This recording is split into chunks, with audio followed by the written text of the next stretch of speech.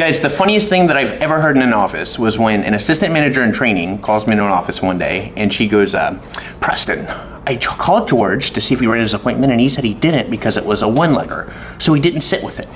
And I was like, well, yeah, if it's a one-legger, then we don't, we got to try to prevent sitting with one-leggers, right? One-legger, like both decision makers aren't there, like husband and wife both weren't there. Classic sales term, right?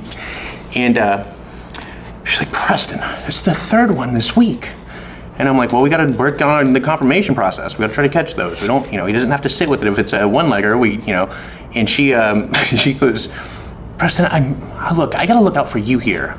We can end up on the news for this. And I'm like, what are you talking about? And she goes, we can't discriminate against people just because they have one leg.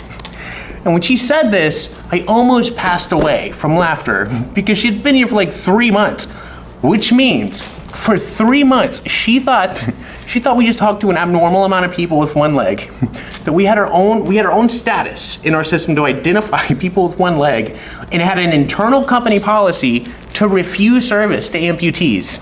And she thought this for 3 months.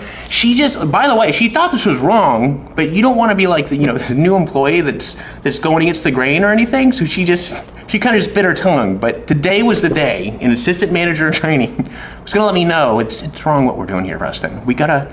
I don't know. This might not be that funny to you guys, but I think I laughed for 3 weeks straight when she did this. Preston, we can't just because they have one leg.